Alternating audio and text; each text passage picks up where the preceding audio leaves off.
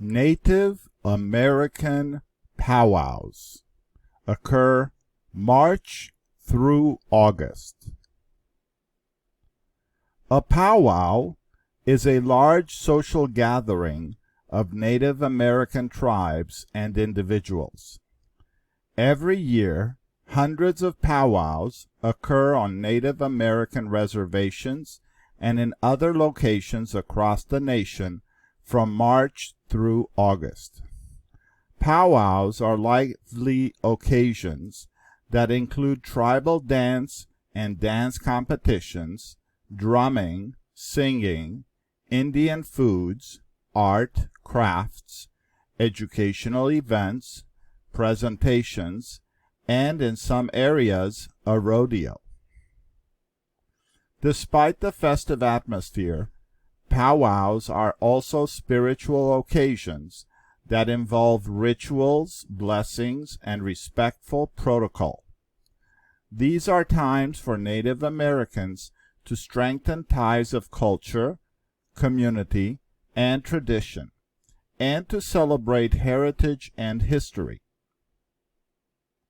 The word powwow comes from an Algonquin Indian word, powwow or powwow, which referred to tribal spiritual leaders and their religious and healing ceremonies. The ceremonies usually included dancing and rituals, which were sometimes seen by early European settlers and explorers. Because they did not understand Indian culture or ceremonies, they thought a powwow, their mispronunciation of the Indian word, was any tribal gathering or event.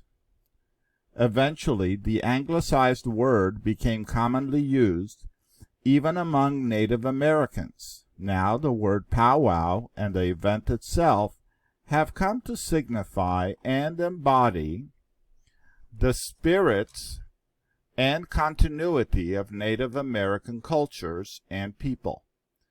Two of the most essential features of a powwow are traditional dancing and drumming. At the start of a powwow, a dance arbor is set up and blessed in a ritual way. After this, the dance arbor is considered sacred space and may be entered only by designated individuals for dancing and other special ceremony.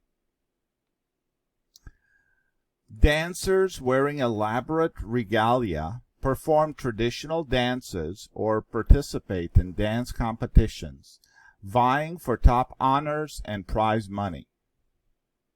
The regalia worn by dancers are meticulously made and may take years to complete. The designs and elements used may represent the dancer's tribal affiliation or combine features of other tribes. The outfit often includes valuable family heirlooms and sacred items such as feathers, for which there are specific rules and protocol. Some of the dancers wear bells on their wrists and ankles, which add a jingling rhythm to the dance.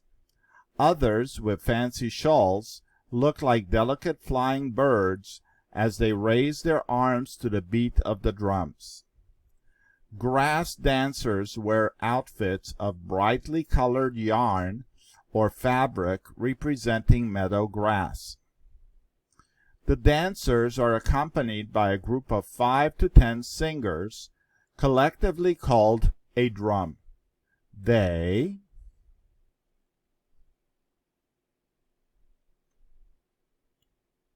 sit around a large drum which they beat in unison as they sing.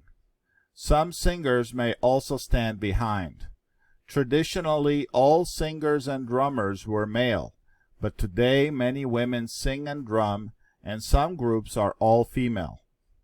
Many of the songs do not have words, but consist entirely of syllables, called vocables, which convey the deep feeling and meaning of the song.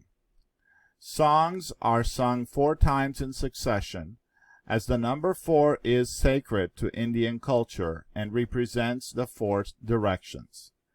The drumming and singing are the core of the powwow. providing a rhythmic pulse to the event.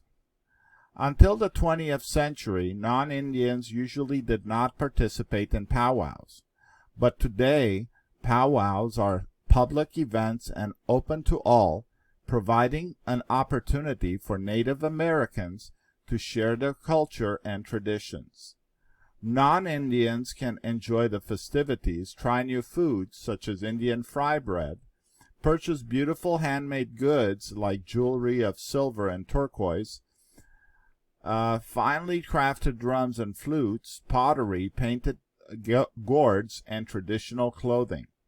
They can participate in some events and dances, such as the round dance or blanket dance, and they can learn about the rich heritage and present-day lives of America's first inhabitants. The spirit of the powwow is a continuum in Indian life. It isn't just for a few days in March. We live this spirit on a daily basis. It is why we have survived for so long. At one time we were a forgotten people, but I think we are getting stronger.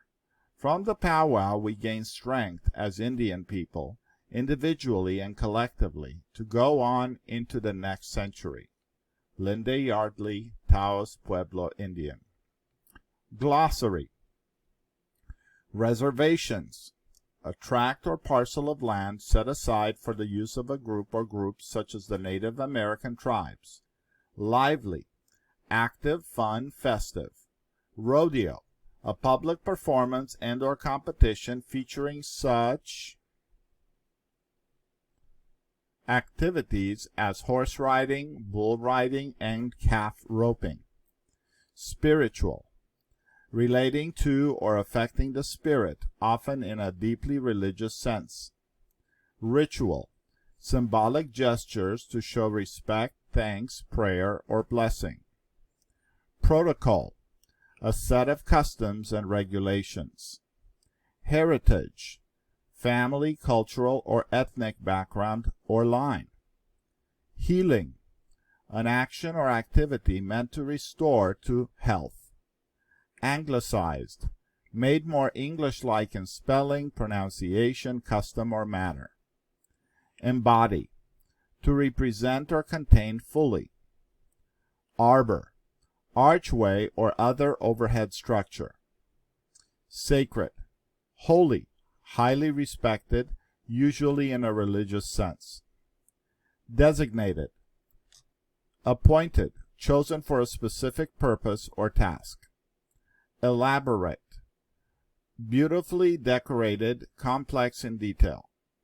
Regalia.